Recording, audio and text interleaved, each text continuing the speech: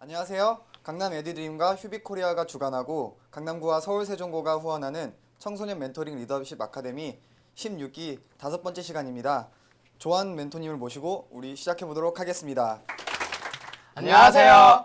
저는 MC를 맡은 단대부고 2학년 김예찬. 현대고등학교 2학년 조윤아. 단대부고 2학년 이태엽입니다. 오늘 인터뷰하게 될 멘토님은 현재 홍익대학교 건축학과 교수이자 한디자인 및 생성생태 건축철학연구소 대표로 재직 중이신 조한 교수님이십니다. 반갑습니다, 교수님. 예, 반갑습니다. 교수님 먼저 자기소개 부탁드릴게요.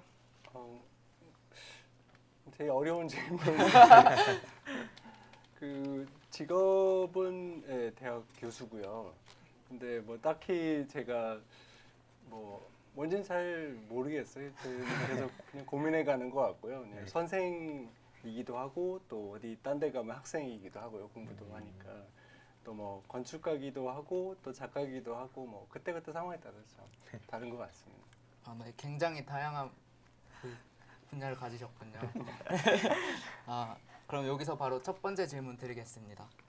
보통 지금 자신의 꿈을 어렸을 때 꾸었던 그 꿈과 일치하지 않잖아요, 보통. 예, 그렇죠. 그래서 교수님께서는 어렸을 때 꿈이 건축가였는지 궁금합니다. 뭐 건축가였던 것 같아요. 왜냐면 그게 제가 묘한 게 제가 대학교 시험을 칠 때는 천문학과로 쳤거든요. 근데 천문학과는 아시겠지만 이게 되게 작은 거예요. 그래서 떨어졌는데 그래서 다시 준비해서 이제 들어간 게 건축가였고요. 그래도 재밌는 건 천문학과 하기 전에는 그 전산과를 하고 싶었어요. 그 컴퓨터 공학이라고 하는 거. 당시에는 그게 최고의 인기 학과였기 때문에. 그런데 이제 문제는 그거를 지원을 못했죠. 왜냐하면 그 입시 성적이 안 돼서 지원을 못했는데 이제 재밌는 거는 제가 나중에 그 중학교 때 생활기록부를 다시 찾아봤어요. 그때 중학교 생활기록부에는 제 희망 직업이 건축가라고 되어 있더라고요. 근데 이제 신기한 거는 저는 기억이 전혀 없는 거예요. 건축가라고 얘기했던 게. 그러면 멘토님이 건축가로서 가장 중요시하는 가치나 철학이 있으시다면 무엇인가요? 뭐 여러 가지 많이 있을 것 같은데 지금 마음에 떠오르는 건 소통인 것 같아요. 왜냐하면 이 건축가의 제일 큰 특징 중에 하나가 그 예술가와 건축가의 제일 큰 차이는 자기 작품을 하는 게 사실은 아니잖아요. 그러니까 누군가를 위해서 집을 지어주고 건물을 지어주는 거기 때문에 그러니까 그 사람들이 뭐를 원하는지 알려면 그 사람의 어떤 성장 배경이라든가 아니면 그 사람이 뭘 좋아하는지 또 그 사람의 어떤 심리 상태라든가 특히 더 중요한 거는 가끔 자기가 뭐를 원한다고 생각을 하고 있는데 사실은 그거 말고 더 소중하게 생각하는 것도 있는 경우가 참 많아요. 그래서 그거는 얘기를 하고 뭐 식사를 하고 심지어 같이 이렇게 워크숍을 한다든가 아니면 같이 놀러 가는 경우도 있고요. 그래서 이렇게 소통하는 능력이 저는 제일 중요한 것 같고 또 소통을 또 더 큰 의미로 얘기를 하면 건물이 딱 지어지면 그 어떤 뭐 저는 그 못생긴 건물 뭐 예쁘게 생긴 건물은 없다고 생각하는데 건물이 주변하고 소통을 안 하는 건물은 좀 문제가 있다고 생각을 해요. 그러니까는 그 도시와의 관계 속에서 그 건물이 잘 이용이 돼야 되잖아요. 그리고 네. 또 어떻게 보면 문맥도 맞아야 되고 그러니까 그런 것도 또 광의의 또 하나의 그 어떤 소통이라고 할 수 있을 것 같습니다. 네. 네, 다음 질문입니다. 멘토님께서는 일반적인 건축가가 아니라 철학, 종교, 영화 등 여러 분야를 접목시킨 것으로 유명하신데 이렇게 복합적인 사고를 하시게 된 계기와 이유가 궁금합니다. 그냥 뭐 재미있어서 그런 것 같아요. 그러니까 뭐 제 아까 처음 질문에도 말씀드렸지만 제가 호기심이 되게 많은 편이에요. 그리고 약간은 제 성장 배경을 좀 말씀드릴 때 저는 그 부모님들이 제 하고 싶은 대로 항상 주셨거든요. 그래서 저는 근데 사실 저랑 여러분의 시대가 달라서 저는 솔직히 좋은 롤모델은 아닌 것 같아요. 저는 학원도 다닌 적이 없고요.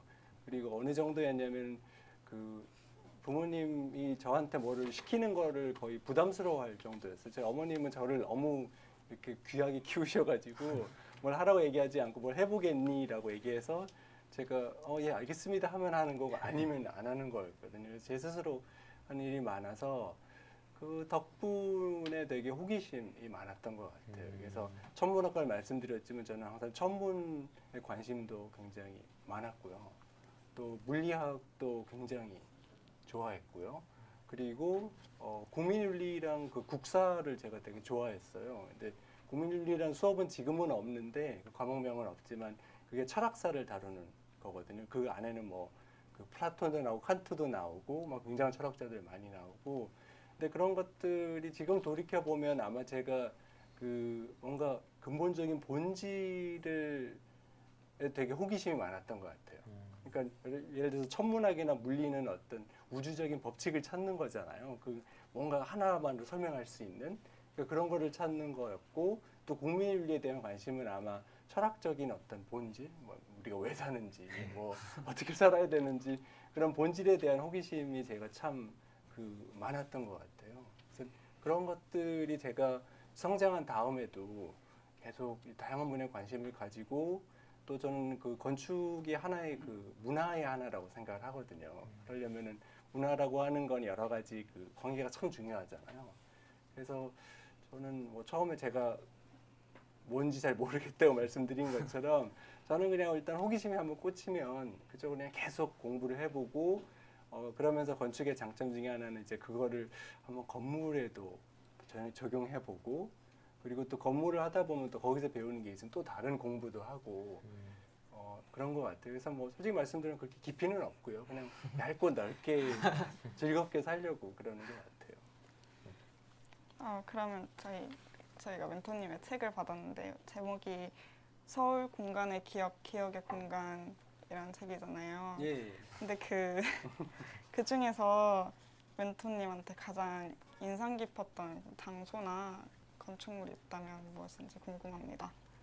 사실 그 책에 있는 장소가 다 소중하기는 한데요. 그냥 제일 저한테 떠오르는 것 중에 하나는 낙원상가인 것 같아요. 그래서 그 낙원상가 쪽에 거의 가실 일 없죠. 여기 계신 분들은. 낙원상가가 있다는 정도만 아실 건데 그 제가 낙원상가를 좋아하는 이유는 그게 굉장히 특이하게 지어진 건물이에요. 예를 들어서 세운상가 같은 경우에는 그게 일제강점기 때 그쪽에 이제 미국하고 전쟁을 하면서 소위탄이라고 해가지고 그 불꽃을 이렇게 폭탄이 있잖아요. 베트남전을 사용을 했던 그거에 공격을 받는 걸 두려워해서 이제 50m로 쭉 땅을 판 그 빈 땅에 나중에 세운상가 지어진 거거든요. 근데 낙원상가는 그 당시 60년대 말에 그 서울시에서 남북으로 도로를 뚫고 싶어 했어요. 왜냐하면 당시 종로에 너무 교통체증이 심하니까. 근데 어디로 뚫어야 될지 모르는데 그 자리에 그 시장이 있었어요. 그래서 낙원상가는 이제 그 길을 내기 위해서 건물이 지어진 건데 제가 낙원상가를 좋아하는 이유는 정말 그 안에 없는 게 없어요. 예를 들어서 지하에 가면 정말 오래된 재래시장이 그대로 있고요. 정말 내려가면 그 냄새가 대단해요. 그냥 확 그 냄새를 맡는 순간 정말 시간 여행하는 것 같은 느낌의 그 튀김 냄새 있잖아요. 여러분 추석 때 주로 맡는 그 튀김 냄새도 확 오고 그런 게 있는가 하면 1층은 당연히 그 차들이 쌩쌩 달리는 길이잖아요. 길이고 2층이랑 3층에 가면 그 유명한 악기상가 거기 있어요. 근데 악기상가 가보셨나요? 네, 가본 적 있습니다. 네. 그럼 왠지 공부는 좀 덜 하시는 악기상가를 가셨으면. 근데 거기 가면은 그게 정말 악기를 안 하더라도 좀 환상적이잖아요. 그 빛깔이 너무 네. 곱잖아요. 반짝반짝거리는 그 악기들 그리고 그 심지어 그 기타 형태도 굉장히 야하잖아요. 그런 것들도 있고 그런데 그런 정말 색다른 경험을 하게 되고 또 4층에 올라가면 거기에 허리우드 극장이 있어요. 근데 지금은 허리우드 극장은 이름은 바뀌어서 극장을 셋으로 나눠서 이제 그 할아버지 할머니들을 위한 실버 극장이 있고요. 또 서울 아트 시네마라는 그것도 있고 뭐 다른 있는데 그 극장도 있고요. 그리고 그 8층부터 15층까지는 또 그 안에 아파트가 있어요. 그래서 제가 종종 이제 학생들이나 아니면은 무슨 이렇게 행사가 있으면 낙원상가 투어를 이렇게 하는데 그러니까 저는 그게 되게 소중하게 느끼는 것들이 그런 얘기들 많이 하잖아요. 낙원상가가 이제 낡아서 허물어야 된다라든가 아니면은 그 남산을 볼 수 없으니까 허물어야 된다 얘기를 하는데 저는 그게 정말 그 서울의 어떤 단면 같은 거예요. 그러니까 서울에 살 수 있는 모든 사람들이 한 곳에 몰려 살아 있고 그냥 층층이 올라가면 정말 전혀 다른 경험을 할 수 있고 그래서 그 경험도 너무 재밌고요. 그러니까 굉장히 후각적인 경험도 있고 뭐 눈으로 볼 수 있는 것도 좋고 그래서 그 혹시 좀 시간이 나시면 낙원상가 쪽 한번 이렇게 투어를 해보시면 아 서울이라는 곳이 어떤 곳일까 느낄 수 있는 정말 그런 특이한 곳이 아닐까라는 생각이 듭니다. 그리고 저희가 이렇게 조한 멘토님 블로그를 보다가 예. 바른 건축가라는 말을 자주 언급하셨는데 멘토님께서 생각하시는 바른 건축가란 정확히 어떤 건축가를 말씀하시는 건지.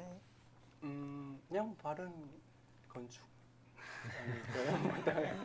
아니 그러니까 바르게 만드는 건축으로 설명드리는 게 맞을 것 같아요. 그러니까는 그 저희가 이제 건축가 하면은 되게 멋있는 사람을 상상하잖아요. 뭐 드라마에 봐도 뭐 옛날에 최근에 건축가가 누가 있었죠? 제일 유명한 사람 중에 뭐 건축학개론도 마찬가지지만 옛날에 그 뭐 결혼 못한 남자에서는 지진이 같은 약간 찌질한 스타일도 있고 뭐 또 그 뭐 개인의 취향에서는 이민우도 건축가였잖아요. 굉장히 멋지게 이제 나오고 그 외에 뭐 정말 멋있는 배우들 많이 했는데 저는 조금 그 어떤 유명해지기 위한 그 건축은 좀 문제가 있다라고 생각을 해요. 그러니까 뭐냐면 저희가 유명해지려고 애쓰면 사실 그 과정에 희생해야 되는 것도 있고 그 어떤 경쟁 사회에서 저희가 그 유명해지는 것들 일종의 경쟁이잖아요. 그러니까 누군가를 밟고 올라가야 된다는 것들 그리고 뭔가 유명해지려고 하려면 이거 뭔가 좀 튀어야 되지 않을까. 그래서 건물 이렇게 네모나게 만들어도 되는 건데 한쪽 이렇게 쭉 빼가지고 길게 막 만들고 막 그런 눈에 띄려고 하는 그런 것들이 그렇게 썩 저는 옳게 보이지는 않아요.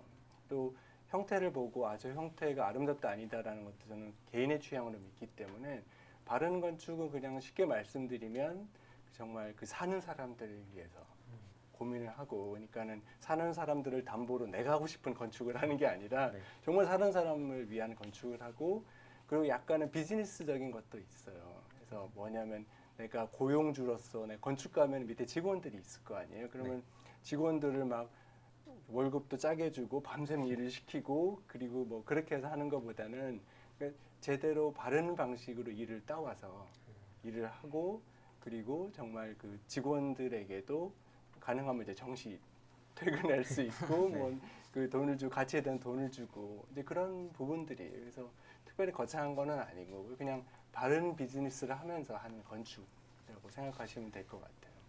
아 그렇군요.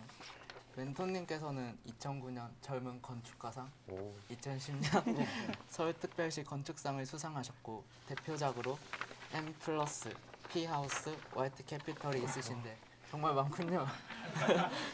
이 작품들과 관련된 재미있는 에피소드가 있으시다면 혹시 설명해 주실 수 있으신가요? 에피소드가 너무 많아서 네, 하나하나씩. 뭐 얘기는 모르겠지만 이제 그 평창동에 있는 저 피하우스는 이제 별 뜻은 없고 이름이 왜 피하우스는 평창동에 있어 피고요. 그리고 그 건축주가 성이 박씨세요. 그래서 팍이라고 그러잖아요. 그래서 그냥 피하우스라고 간단하게 했는데 이제 그 그냥 재미있는 에피소드 말씀드리면 이게 그 건축이라고 하는 게 그 머릿속에서 그려지고 이제 그대로 지어지는 게 아니고요. 항상 현장에서 돌발적인 게 많아요. 그래서 그걸 얼마나 적극적으로 이렇게 해서 그 상황에서 최선의 선택을 하는 중요한데 저 건축주분은 시공사를 하시는 분이에요. 그래서 그냥 시공이 아니라 그 도로를 닦고 그 터널을 뚫는 굉장히 큰 그 공사를 하시는 분이거든요. 근데 이거를 하다가 그 제가 좀 원치 않는 어떤 그러니까 제가 생각할 때는 굳이 어떤 방 하나를 더 넣을 필요가 없는데 방을 넣어달라고 하셨어요. 그게 뭐냐면 그 일종의 그 뭐죠? 그 일하시는 분을 위한 방 있잖아요. 그 아줌마. 예. 근데 네네. 사실 이 시대가 바뀌면서 그런 방들 사실 필요가 없잖아요. 그래서 저는 그게 필요 없을 것 같습니다라고 말씀드렸는데 본인은 꼭 있으셔야 된대요. 근데 어느 날 아침 일찍 전화가 오신 거예요. 이제 건물이 올라가고 있는데 자기가 보니까 만들어지는 걸 보니까 그 방이 없는 게 맞을 것 같다는 거예요. 그래서 제가 아니 그 지금 콘크리트 붓고 이미 올라가는데 어떻게 하시겠냐고 했더니 걱정하지 말라고 자기는 현장에서 그 콘크리트 맨날 톱으로 썰어낸 일하니까 걱정하지 말라고 그래서 괜찮겠냐고 했더니 걱정하지 말라고 그래서 정말 그 콘크리트를 돌 자를 때 쓰는 그 다이아몬드 그 톱이 있잖아요 전기톱 같은 네. 거를 네. 인부가 가지고 와서 그 방을 다 썰어낸 거예요 그 상황에서 그러니까는 물론 그거는 일단 그 구조적인 것도 다 고민해야 되죠. 함부로 써낼 수는 아닌 건데 그런 거 다 감안해서 낸 결정이지만, 그러니까 그 건축이라는 거는 정말 이제 그림만 멋지어지는 게 아니고 현장에서 되게 그 일하시는 분들이랑 얘기를 계속 주고받는 게 굉장히 중요해요. 그래서 처음 말씀드린 소통이라는 게 나와 건축주만 소통이 아니라, 저희가 사실 약간 그런 편견 있으신 분들 많잖아요. 일하시는 분들을 약간 하대하는 그런 점이 있는데 저는 그건 굉장히 잘못된 거라고 보거든요. 그러니까 그분들이 어떻게 보면 정말 건물을 짓는 분들이잖아요. 그래서 네. 그분들이 어떤 어려움이 있거나 아니면 아이디어가 있으면 그거에 대해 적극적으로 또 피드백을 받는 게 굉장히 중요한 것 같아요. 그래서 그 다음부터는 건물을 다 짓고도 썰어낼 수 있구나, 그런 좋은 경험이었던 것 같아요. 이 M 플러스는 이름이 M 플러스잖아요. 예. 그 M 플러스가 이름을 그 지어낸 계기가 궁금합니다. 건축주가 지어낸 이름인데 아. 그 많은 추억을 만들자는 뜻이에요. 아, 그러니까 many memories인데 이제 그분이 CI나 뭐 컴퍼니가 아이덴티티는 그런 일을 주로 하시거든요. 그래서 또 멋지게 M 플러스라고 이름을 지은 거죠. 그러니까 앞으로 계속 여기서 추억을 만들어내고자 하는 그런 것들이었던 것 같아요. 여기에 대해서는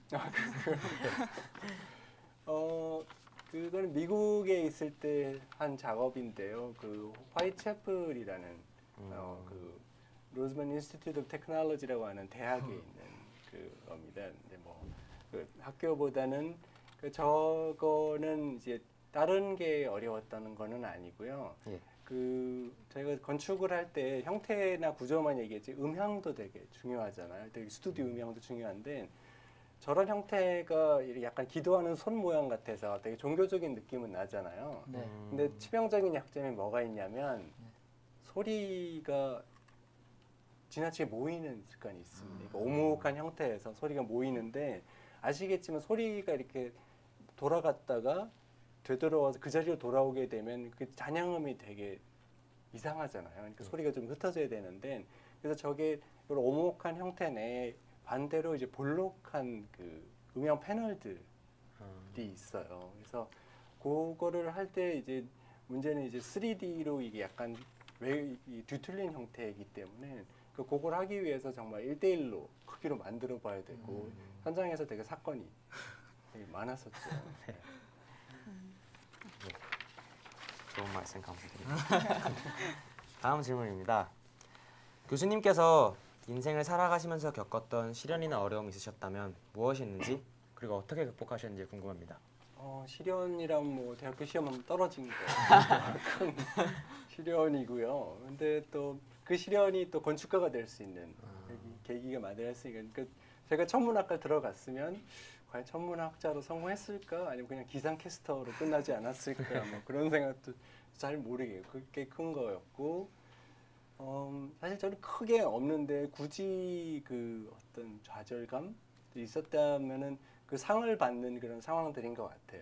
그러니까 뭐냐면 여러분도 이렇게 상을 받는 상황이 되면 그 상이라고 하는 게 어떤 그 후보가 되잖아요. 네. 그래서 후보가 딱 되면 참 사람의 마음이 그 이기적인 게 그 전에는 후보만 되면 좋겠구나라고 생각을 하는데 일단 후보가 딱 되면 왠지 1등을 해야 될 것 같은 거예요. 그래서 그 뭐 젊은 건축가상 같은 경우에는 그게 그 일종의 그룹으로 주는 상이거든요. 그러니까 네. 등수가 없고 그냥 단 그 해에 어떤 일정 나이 이하의 건축가들로 자기 작업을 이제 잘 하는 사람들한테 주는 거라면 그 서울시 건축상 받을 때는 제가 최종 그 후보에 올라갔어요. 그래서 정말 최선을 다해서 발표를 했죠.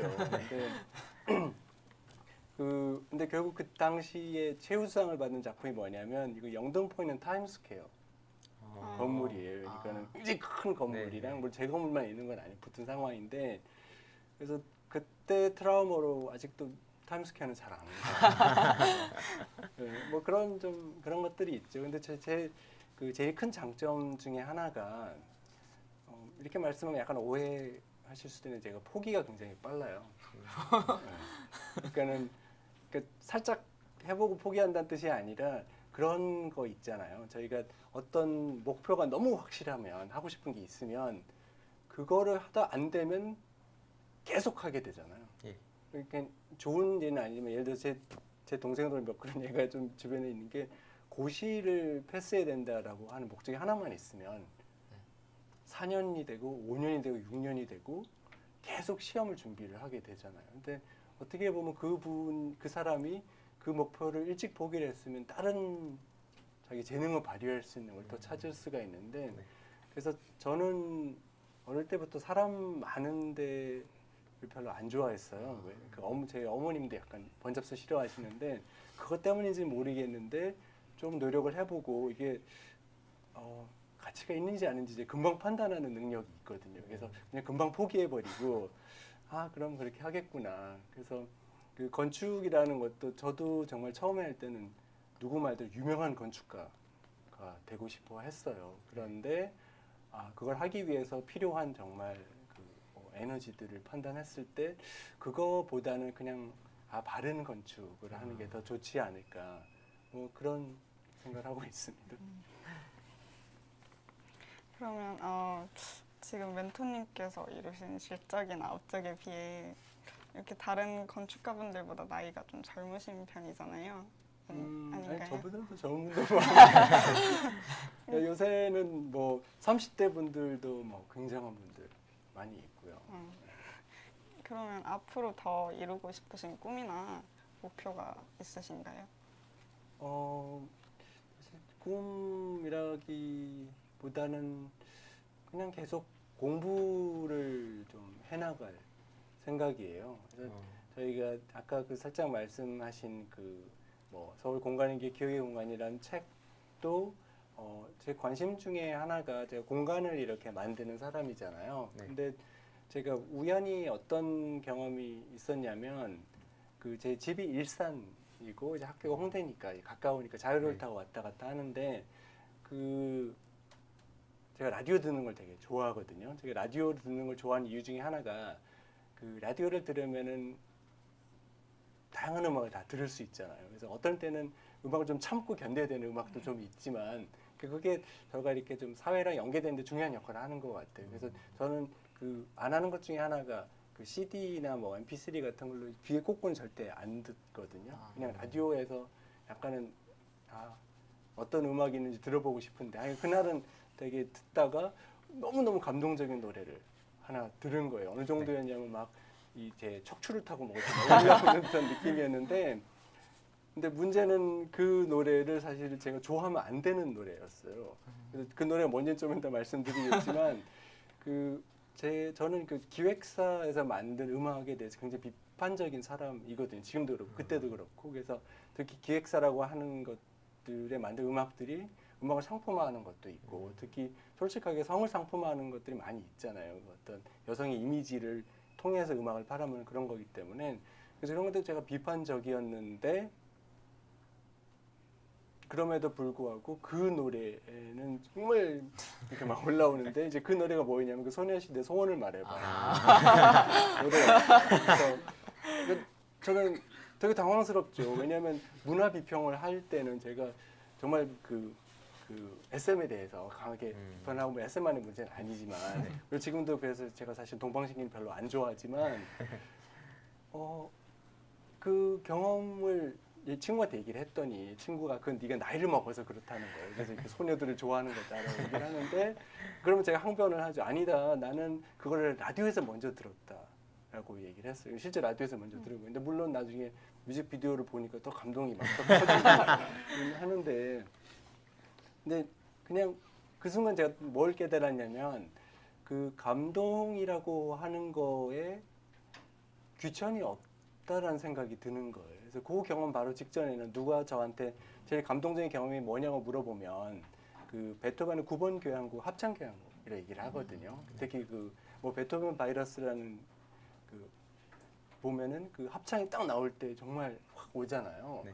그런데 그때 얻은 감동이랑 소녀시대를 근데 좀 정확하게 말씀드리면 소녀시대 뭐 다 좋아하는 건 아니고요. 소원의 말해봐만 저한테 살짝 효과가 있는데 그거를 어느 감동이 더 본질적이라고 제가 얘기를 못 하겠는 거예요. 그래서 그러고 나서 제가 어떤 생각을 하게 됐냐면 솔직하게 건축이 생각만큼 감동이 없다라는 깨달음이 있었어요. 그러니까 제가 평상시에 음악이라든가 영화를 보면 되게 쉽게 감동을 받아요. 어느 정도냐면 제가 대학교 때 너무 어떤 영화를 보면 많이 울어서 여자친구한테 차인 적도 있고 그러니까 되게 찌질하잖아요. 남자친구랑 왔는데 옆에 앉아서 뭐 찌질 울고 있고 그런 상황들에서 제가 약간 감성이 좀 풍부하긴 한가 봐요. 그래서 그때 제가 그러니까 제 습관 중에 하나가 뭐가 그런 궁금증이 생기면 계속 공부를 시작을 하거든요. 그래서 왜 음악과 영화에 비해서 건축의 감동이 덜한지 아니면 드문지 궁금하더라고요. 그래서 공부를 하다가 읽은 책 중에 하나가 그 좀 오래된 분이긴 하는데 그 18세기 레스잉이라는 극작가의 비평가가 있거든요. 근데 비평은 무슨 얘기를 했냐면 그 혹시 라오콘이라고 아세요? 트로이의 제사장인? 근데 그 석상을 보셨을 거예요. 뭐냐면 뱀.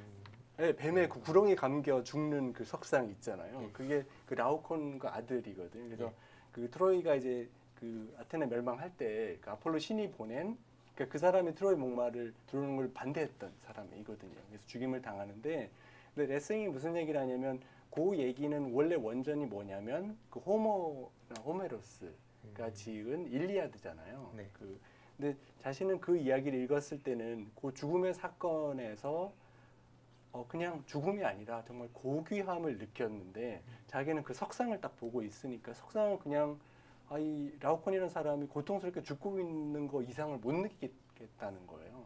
그러면 그 사람이 무슨 주장을 하냐면 그거는 그 문학이라는 거가 공간에서 일어나는 이야기를 시간 속에서 일어나는 이야기를 전달하는 장르인데 거기에 비해서 조각은 어떤 그 공간 안에 있는 거를 보는 거잖아요. 네. 그러니까 그 사람의 주장은 뭐냐면 결국 시간을 다루는 예술이 공간을 다루는 예술보다 더 본질적이다라는 얘기를 해요. 그래서 계속 공부를 하니까 니체도 비슷한 얘기를 하더라고요. 근데 니체는 거기서 더 나가서 음악이 더 본질적인 거라고 얘기를 합니다. 왜냐하면 여러분 그 소설을 읽으면 머릿속에서 그려지잖아요. 예. 막 공간이 그려지고 그래서 니체는 그렇기 때문에 심지어 문학도 공간적이라고 비판을 해요. 그래서 여러분 음악을 들을 때 어디 있는 것 같으세요? 음악을 들으면 어디 있나요? 저는 그냥 그 자리. 하얀 눈밭.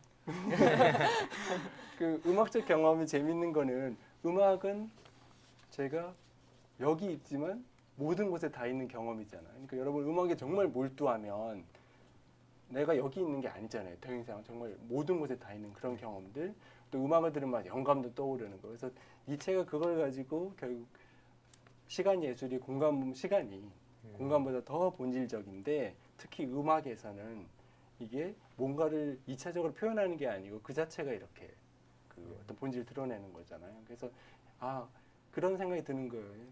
그 영화나 음악이 그 건축에 비해서 더 감동을 많이 주는 이유는 시간성이 더 강하기 때문이 아닌가라는 생각이 드는 거예요. 그래서 천천히 생각을 해보니까 제가 드물게 감동을 느꼈던 공간들이 다 시간을 많이 담고 있는 공간들이 있더라고요. 예를 들어서 뭐 로마의 원형 경기장 같은 것도 있고, 선유도공원. 예, 선유도공원도 그렇고요. 그리고 또 뭐 저희로 치면은 뭐 병산서원, 뭐 만대루나 소세원도 있고, 막 그런 건물들 참 많이 있잖아요. 그래서 그냥 뭐 특별히 제가 목표가 있고 아니고 보다는 그 시간이라는 게 뭔지가 참 궁금하고요. 그리고 또 하나는 공부를 하면서 제가 또 발견한 것 중에 하나는 그 눈으로 보는 시각이라는 게 의외로 시간을 담아내는 게 참 힘들다는 생각이 있어요. 그래서 여러분도 한번 해보세요. 이게 되게 간단한 시험인데 그 머릿속에 그 되게 소중한 장소, 그러니까 막 이렇게 되게 소중한 느낌의 장소를 한번 상상을 해보세요. 그래서 제일 좋은 건 이제 눈을 감고 하는 게 제일 좋은데 그냥 한번 눈을 감아보세요. 눈을 다 감으시고 네, 다 감으셔야 돼요. 지시사항을 잘 따르셔야 되니까 눈을 감으시고 그냥 머릿속에서 제일 그 의미가 있는 장소를 한번 좀 생각을 해보세요. 뭐 친구랑 같이 갔던 데나 아니면 그 부모님 같이 갔던 데 아니면 할아버지 할머니 생각하셔도 되고요. 네, 그래서 떠올랐으면 이제 눈을 뜨고 저를 딱 집중하셔야 돼요. 이제 이건 진짜 집중하셔야 돼요. 제 얼굴 정중앙을 보셔야 돼요. 딴 걸 보시면 안 되고 딱 보는 상황에서 이렇게 집중하시죠.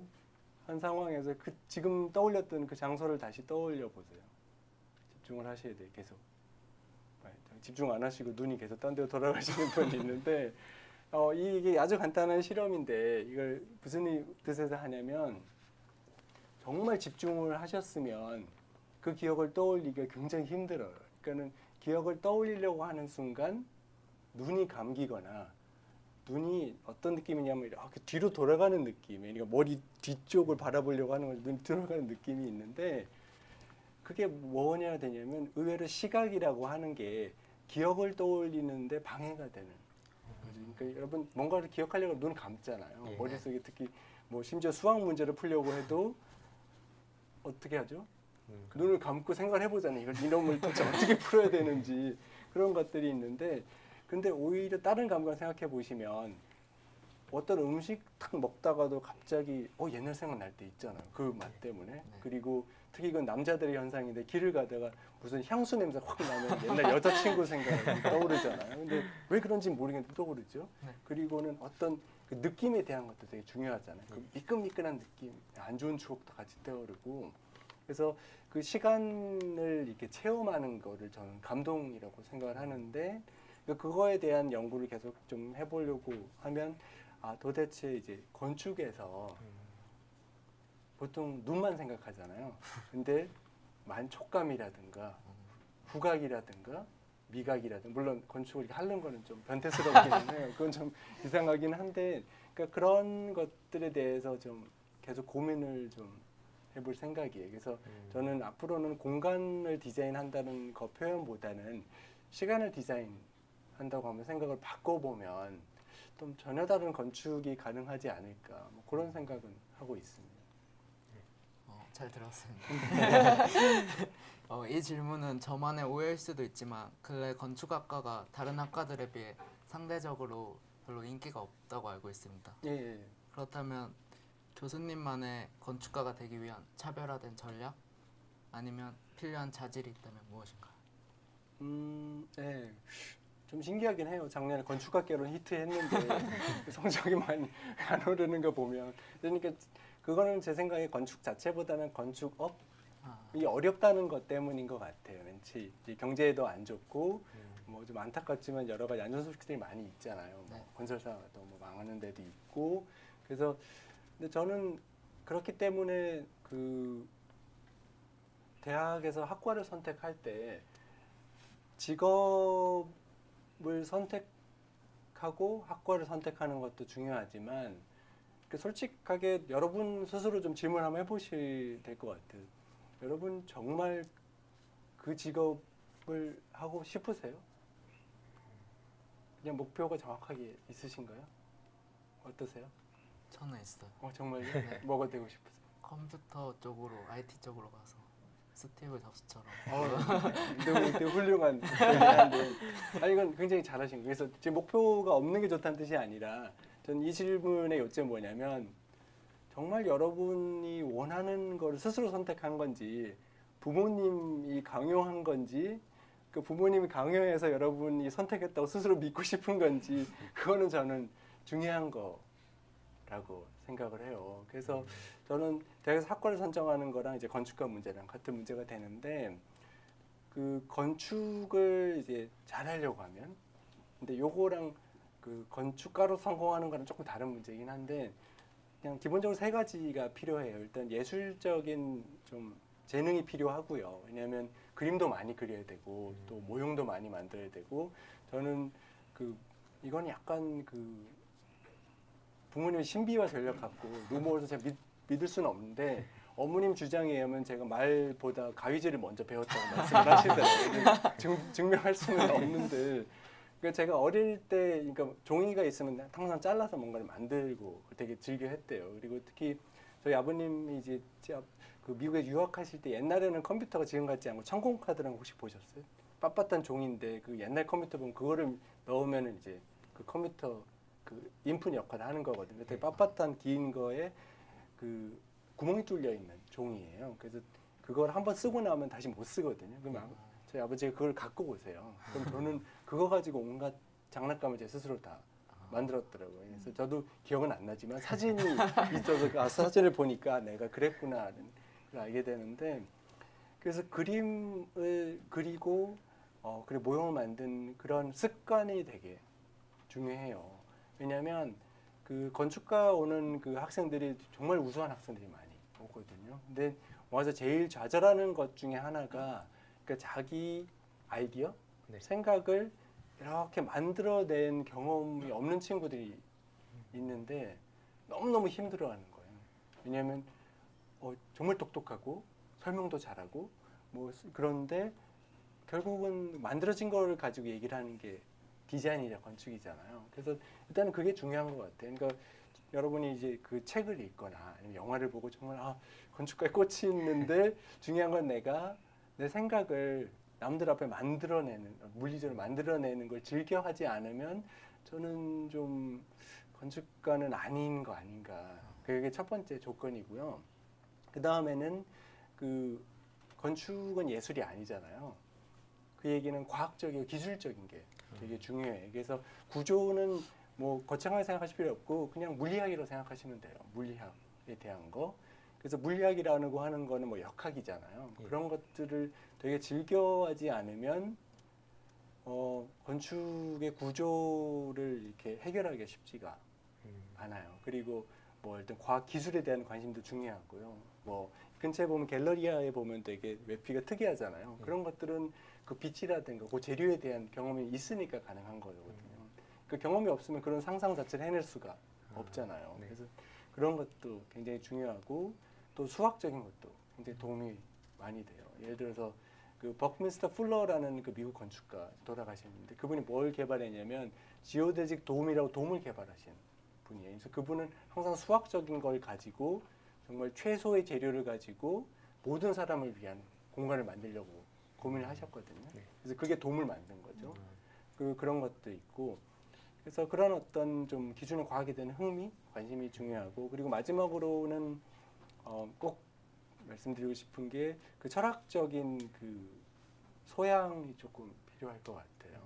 그래서 제가 제 학생들한테 꼭 공부할 때 정말 잘해요. 그림도 잘 그리고 잘 만드는데 한 가지 꼭 추천하는 게 제가 방학이 딱 되잖아요. 그 마지막 네. 수업이 되면 학생들한테 읽어야 될 책 100권 리스트를 줘요. 근데 물론 100권 다 읽으라는 뜻은 아니죠. 100권 리스트가 있으니까 뭐 몇 권을 읽었으면 좋겠다고 얘기를 하는데 그러면서 추천하는 게 뭐냐면 책을 그냥 이렇게 정보로서 읽지 말고 책 여백이 이렇게 있잖아요. 여백에 책의 내용을 그림으로 그려서 정리를 해보라고 해요. 그래서 뭐 다이어그램 같은 걸로 도식화해서 그려보고 뭐 화살표도 쓰고 그리고 심지어는 저는 화살표나 선의 종류도 구분하라고 얘기하거든요. 그러니까 직접적 관계는 실선으로 하고 간접적 관계는 점선으로 표시하고 화살표도 있고 그래서 책 읽기를 제가 되게 중요하게 생각하는 이유가 뭐냐면 그 건축도로 디자인도 그게 창의력이잖아요. 상상을 만들어내는 거.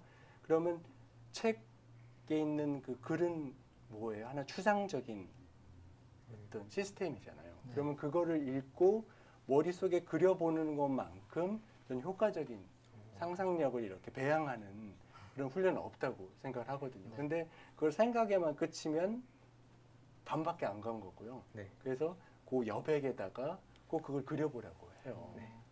그래서 저는 그 제일 싫어하는 책이 여백 없는 책. 예, 왜냐하면 이 정리하기 굉장히 힘들거든요. 빡빡하게 나온 책들이 있는데 그래서 가능하면 좀 여백이 있는지 없는지 그런 것도 좀 고민하기는 하죠. 인생의 선배이자 저희의 멘토로서 여기에 계신 친구들뿐만 아니라 대한민국 학생들에게 해주실 조언이나 말씀이 있다면 또 다른 게 어떤 게 있을까요? 조언을 이미 많이 드린 것 같아서 뭐 더 드리기는 참 그렇고 그냥 한 가지 예를 드리는 게 좋을 것 같아요. 네. 저희 뭐 꿈을 쫓아라 이런 건 너무 피상적인 것 같고요. 그리고 네. 사실 뭐 여러분도 그렇지만 저희 뭐 특목고도 있고 막 고민거리 참 많잖아요. 그러니까 마치 중학교 때부터 대학 입시가 시작되는 상황이 정말 여러분도 깝깝하고 부모님도 그렇고 참 그렇잖아요. 그게 뭔가 옳은 것 같지는 않은데 해야 되는 것 같고.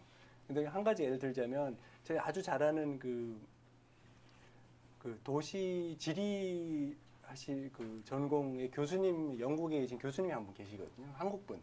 분이세요. 그 김정우 박사님이라고 그분도 유명한 분인데 그분이 어떤 얘기를 하셨냐면 한국에서 그 과고 출신 친구들이 곧바로 유학원 얘기를 해주세요. 그래서 자기는 너무너무 놀랬대요. 영어도 너무 잘하고 뭐 학점도 너무 좋고 그런데 언제 문제가 생기기 시작했냐면 논문을 써야 될 때가 되는 거예요. 근데 논문하고 리포트의 차이가 뭘 것 같으세요?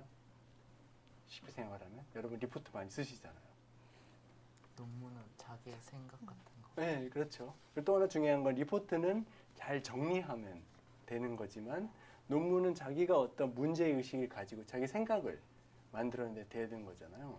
그때 그 김정우 박사님이 그 정말 그것보다 더 좋을 수 없는 스펙을 가지고 온 친구들이 자기 자신만의 질문을 못 만들어낸다고 하시는 거예요. 그러면서 저랑 얘기하면서 이거 뭔가 정말 크게 잘못된 것 같다고 하는 거죠. 그거는 나만의 뭔가 그 호기심 또 나만의 어떤 문제점을 찾아내려고 하는 훈련이 저는 되게 중요한 것 같아요. 그래서 뭔가 호기심이 있으면 그 호기심을 끝까지 파보는 그런 어떤 약간은 그 어떤 끈기가 되게 중요한 것 같고요. 그리고 또 한 가지는 뭔가 이제 그 관심이 있으면 그 발로 뛴다는 표현이 있잖아요. 네. 저는 그 발로 뛰는 그게 되게 중요하다라고 생각이 들어요. 왜냐하면 저희가 인터넷도 있고 해서 되게 정보를 구하기가 쉽잖아요. 근데 그 제일 오래가는 그 경험 기술 중에 하나가 뭐냐면 자전거 타는 거거든요. 그 자전거를 한번 배우면 한 20년 안 타도 또 탈 수 있어. 20년을 자전거 타면 타는데 그게 왜 그럴 것 같아요? 보통 몸에 익힌 네, 감각. 그렇죠. 그러니까 몸에 기억되는 거잖아요. 그러니까 몸으로 익힌 거는 정말 평생이 가는 거기 때문에 그래서 저는 뭔가 관심이 있으면 그런 관심들을 인터넷 정보를 통해서 그걸 정리하고 그걸로 그냥 만족하고 끝나지 말고 발로 뛰었으면 하는 생각이에요. 그러니까 어떤 관심 있는 분이 있으면 기사를 쭉 읽었잖아요. 그분한테 찾아가서 직접 물어보고 그냥 좀 귀찮게 해드리고 그런 것들이 꼭 건축가가 되고 아니라 중요한 게 아니라 저는 그게 왠지 앞으로 성공하는 습관이 아닌가 라는 생각이 들어요. 심지어는 발로 생각한다라는 표현도 있잖아요. 네.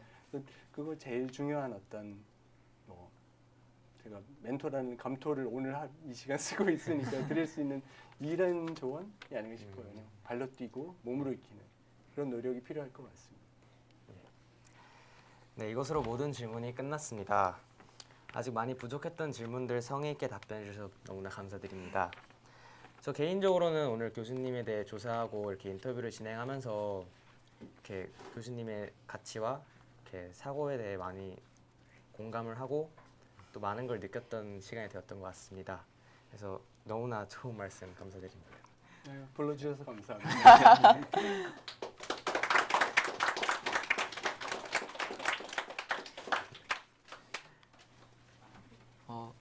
오늘 조한 멘토님께서 좋은 건축 그리고 발로 뛰어서 하라 그리고 빈칸이 없는 책은 자기가 좋아하지 않은 책이어서 좋은 말씀 많이 드려서 감사드리고요. 더 하실 말씀 있으시세요 혹시? 아니요, 뭐 너무 말씀 많이 드린 것 같아서 여기에 더하면은 과할 것 같은데요. 네, 그럼 조한 멘토님과의 인터뷰를 마치겠습니다. 감사합니다. 감사합니다. 감사합니다.